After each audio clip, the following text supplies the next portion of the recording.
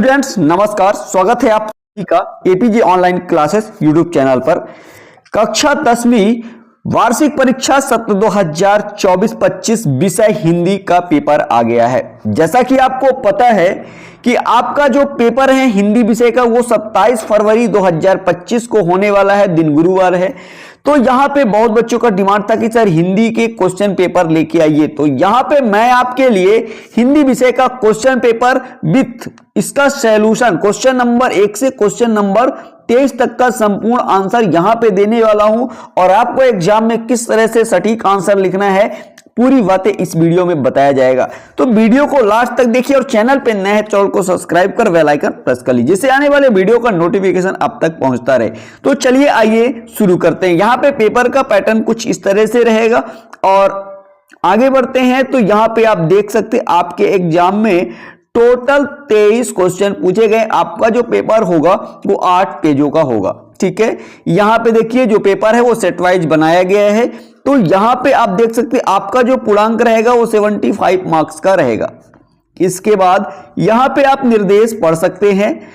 इसके बाद ये पेपर जो है हिंदी और इंग्लिश दोनों वर्जन पे दिया गया है। इसके बाद आगे बढ़ते तो यहां पे आप देखिए यहां पे आता है पहला क्वेश्चन, जिसमें आपसे पूछा गया है सही विकल्प का चयन कर लिखिए।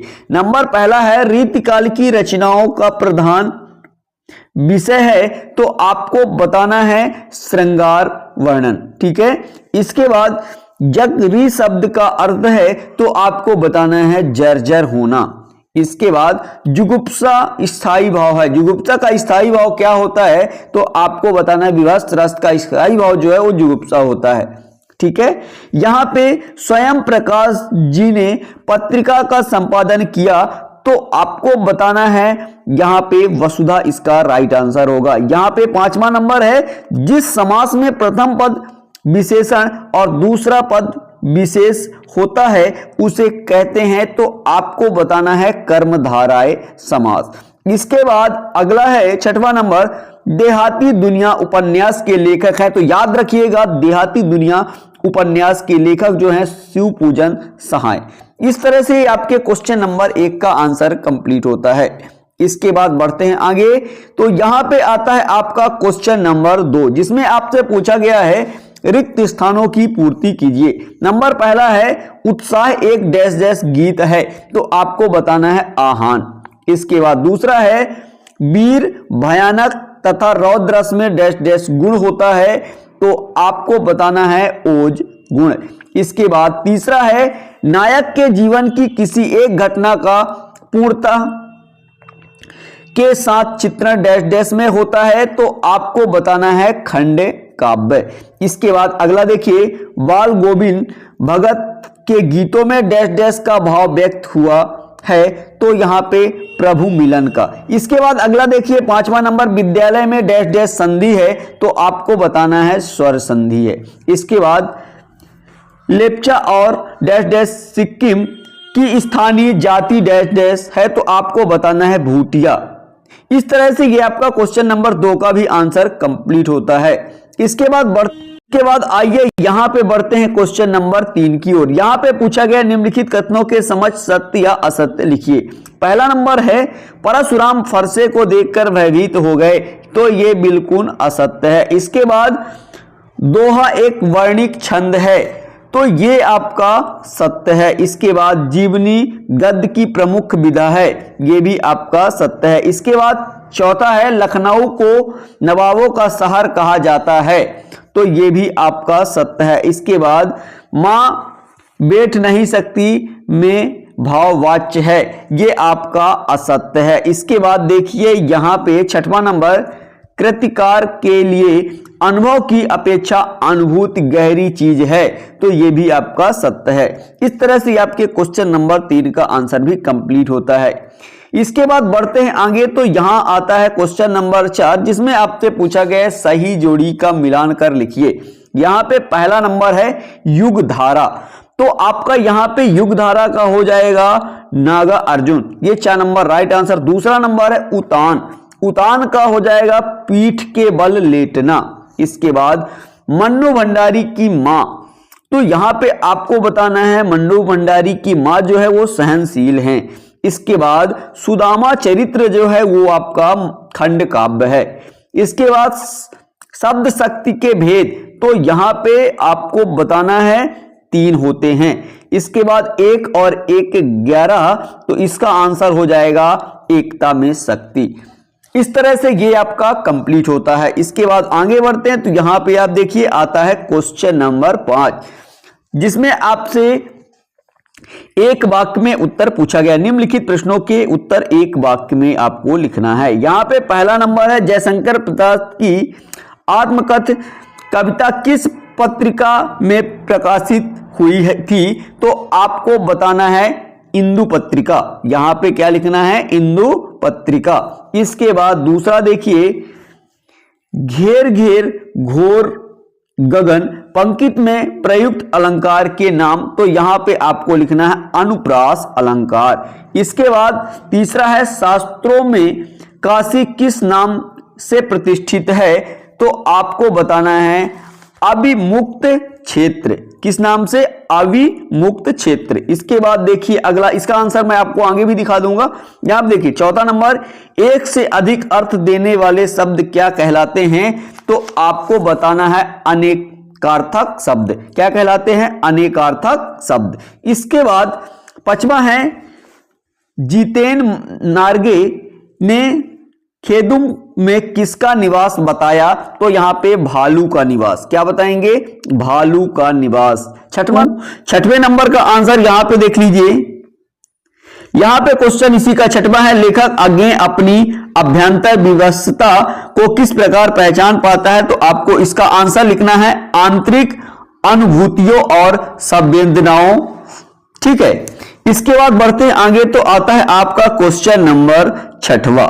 यहां पे देखिए, रीतिकाल कोई 2 कवियों के नाम उनकी एक एक रचना के साथ लिखिए। इसका अथवा है नई कविता की कोई 2 विशेषताएं और प्रवृत्तियां लिखिए। चलिए आइए, मैं आपको इन क्वेश्चनों का आंसर एक साथ आपको यहीं पे दिखाऊंगा।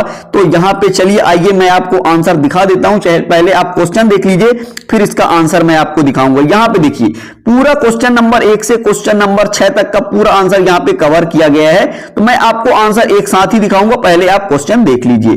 तो चलिए आइए, मैं आपको क्वेश्चन पहले ही दिखा देता हूं। यहां पे देखिए, ये 6वां क्वेश्चन यहां पे है। इसके बाद आपको दूसरा नंबर क्या है? क्वेश्चन नंबर 7 है, तुलसीदास अथवा सूर्यकांत त्रिपाठी निराला की काव्यगत विशेषताएं निम्नलिखित बिंदुओं के आधार पर लिखिए। 2 रचनाएं, भावपक्ष और कलापक्ष। इसका क्वेश्चन 8 है, परशुराम ने सहस्त्रबाहु का वध क्यों किया? और तथा लिखिए। यहां पे ये क्वेश्चन आप देख लीजिए, रहा क्वेश्चन नंबर 9, ये क्वेश्चन नंबर 10 है, ये क्वेश्चन आपका 11 है, और यहां पे देखिए ये क्वेश्चन 12 है, कहानी और उपन्यास में कोई 2 अंतर, नाटक एकांकी में कोई 2 अंतर। इसके बाद यहां पे क्वेश्चन नंबर 13 है, राम वृक्ष बेनी पूरी।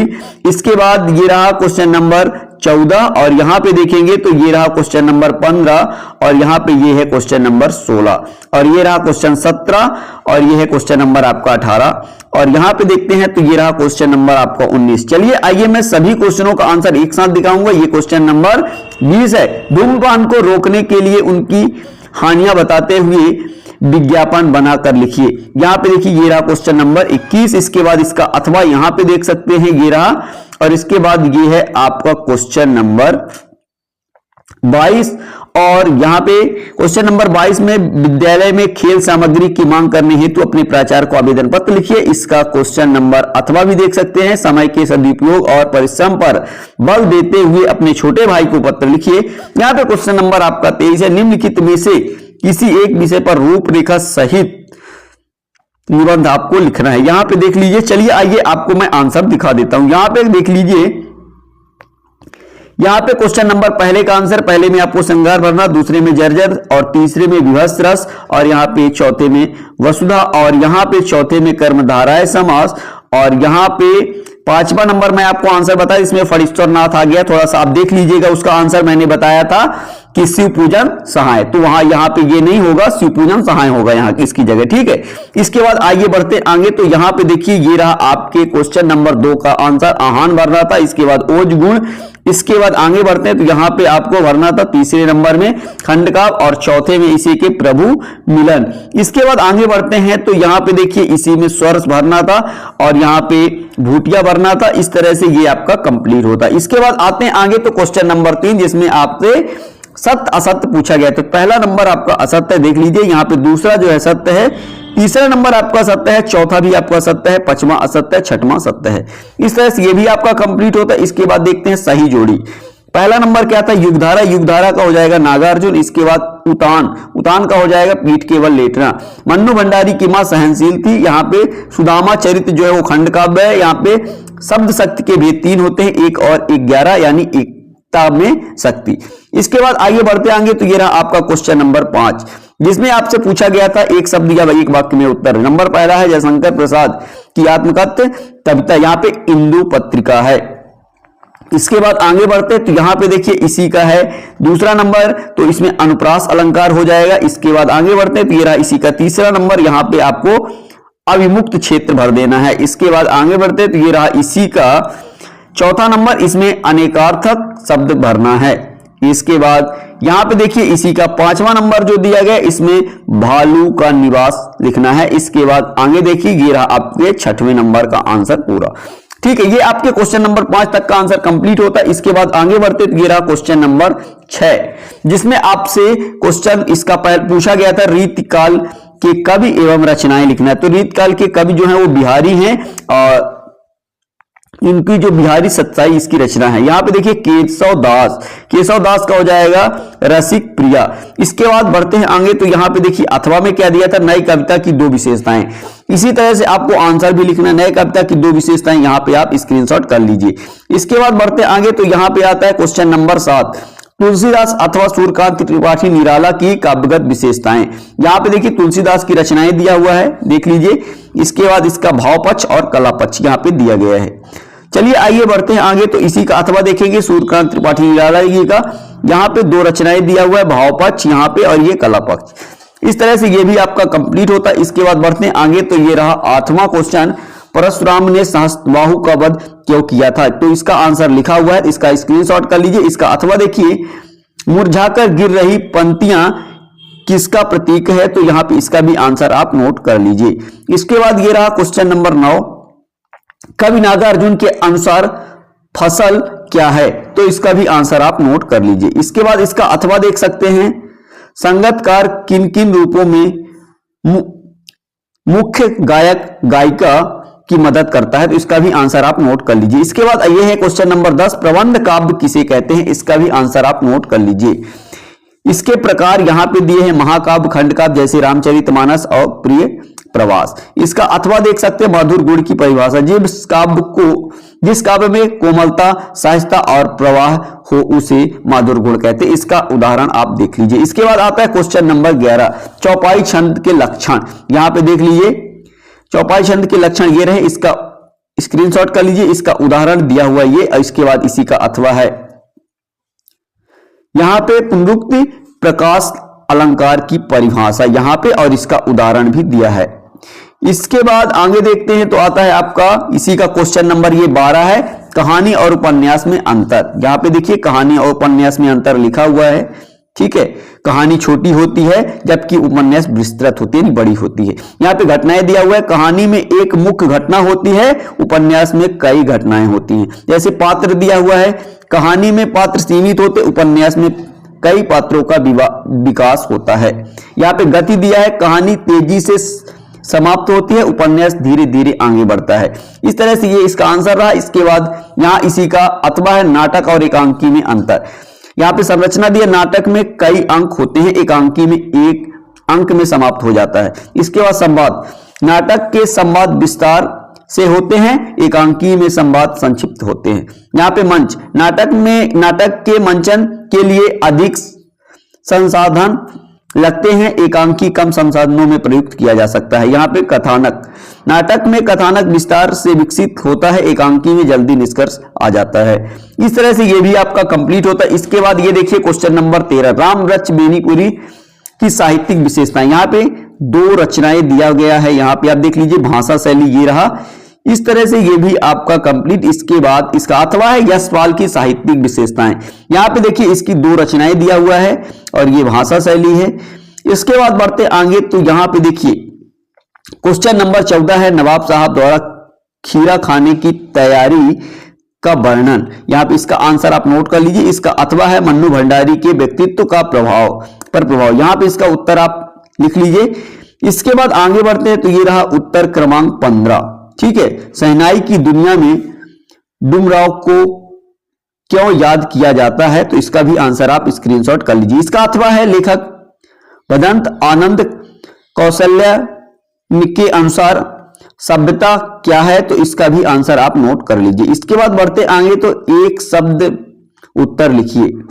यहां पे क्वेश्चन नंबर 16 का आंसर है, ये आंसर इसका देख लीजिए। इसके बाद इसका अथवा है लोकोक्तियों के अर्थ और वाक्य प्रयोग। यहां पे देखिए, आम के आम गुठलियों के दाम, इसका अर्थ है वाक्य में प्रयोग है। दूसरा दिया था गुठलियों के दाम, तो यहां पे इसका भी आंसर आप देख लीजिए। ऊंट के मुंह में जीरा, आवश्यकता के अनुपात में बहुत कम मिलना, यहाँ पे इसका वाक्य दिया है। इसके बाद बढ़ते आगे तो उत्तर क्रमांक है 17। यहाँ पे देखिए इसका भी आंसर आप नोट कर लीजिए। इसी के बाद आता है इसी का अथवा, ये है, इसका भी आंसर नोट कर लीजिए। इसके बाद ये आता है क्वेश्चन नंबर 18, काव्यांश की संदर्भ प्रसंग व्याख्या सहित लिखिए। सूरदास का पद, यहाँ पे देखिए इसका संदर्भ दिया है, यहाँ पे ये प्रसंग दिया है, इसका ये भावार्थ दिया हुआ है। इस तरह से ये कंप्लीट होता है। इसके बाद बढ़ते आगे तो इसी का अथवा जयशंकर प्रसाद का काव्यांश, यहाँ पे संदर्भ और ये रहा प्रसंग और यहाँ पे इसका ये है भावार्थ या अर्थ, ठीक है। इस तरह से ये भी कंप्लीट होता है। इसके बाद आता है क्वेश्चन नंबर 19, गद्यांश का संदर्भ प्रसंग व्याख्या लिखना है।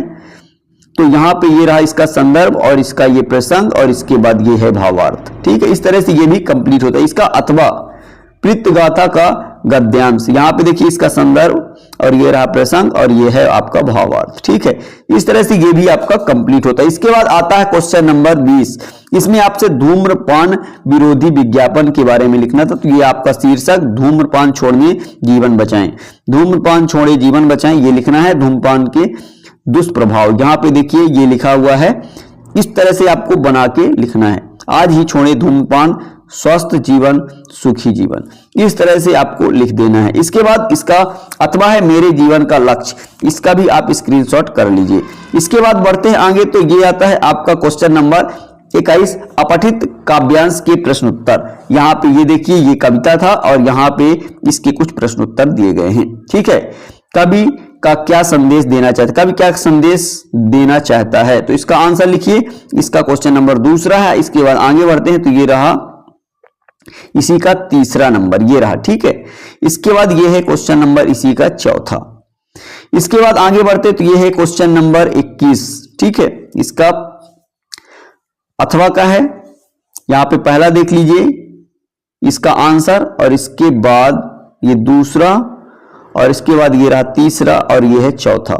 इस तरह से ये भी आपका कंप्लीट होता है। इसके बाद इसी का अथवा देखेंगे 21 नंबर का, यहां पे इसका स्क्रीनशॉट पहले नंबर का करिए, ये रहा 2 नंबर और ये है आपका 3, ठीक है। ये रहा आपका 4। इस तरह से ये भी आपका कंप्लीट होता है। इसके बाद आता है क्वेश्चन नंबर 22, विद्यालय में खेल सामग्री की मांग हेतु प्रधानाचार्य को आवेदन पत्र, यहाँ पे इसका स्क्रीनशॉट कर लीजिए। इसके बाद विषय क्या रहेगा, खेल सामग्री की मांग हेतु आवेदन पत्र, यहाँ पे महोदय आप इस तरह से आप लिखेंगे। इसके बाद इस तरह से आपका ये कंप्लीट होता है। इसका अथवा देखेंगे, समय के सदुपयोग और परिश्रम पर बल देते हुए छोटे भाई को पत्र, ये रहा। यहाँ पे अपने भाई का नाम लिख देना है, यहाँ पे इस तरह से आपको लिखना है। इस तरह से ये भी आपका कंप्लीट होता है। इसके बाद इसका अथवा देख लीजिए, यहाँ पे ये रहा क्वेश्चन नंबर 23, निबंध आपको लिखना है यहाँ पे प्रदूषण के बारे में। इसमें आपको कई सारे दिए गए हैं, सबसे ज्यादा पूछा जाता है अनुशासन, अनुशासन के बारे में। यहाँ पे मैं प्रदूषण के बारे में दिया है, इसका कारण और निदान दोनों बताना है। पहले रूपरेखा लिखना है, तो रूपरेखा आप कुछ इस तरह से लिखेंगे, ठीक है। इसके बाद बढ़ते हैं आगे तो यहाँ पे इसका निबंध आपको इस तरह से लिखना है। तो इसका स्क्रीनशॉट कर लीजिए, ये रहा फर्स्ट शॉट, इसके बाद ये सेकंड, और यहाँ पे ये रहा आगे, और इसको भी स्क्रीनशॉट करिए। इसके बाद ये निष्कर्ष, इस तरह से ये आपका कंप्लीट होता है। आशा करता हूं ये वीडियो आपको पसंद है। वीडियो कैसा लगा कमेंट कर जरूर बताइएगा। चैनल पर नए हैं, चैनल को सब्सक्राइब कर बेल आइकन प्रेस कर लीजिए, और आपकी वार्षिक परीक्षा की तैयारी बहुत बेहतर ढंग से कराई जाएगी। और इस वीडियो को अपने दोस्तों के साथ शेयर कीजिए। चलते हैं नेक्स्ट वीडियो में, तब तक के लिए जय हिंद, जय भारत, थैंक यू।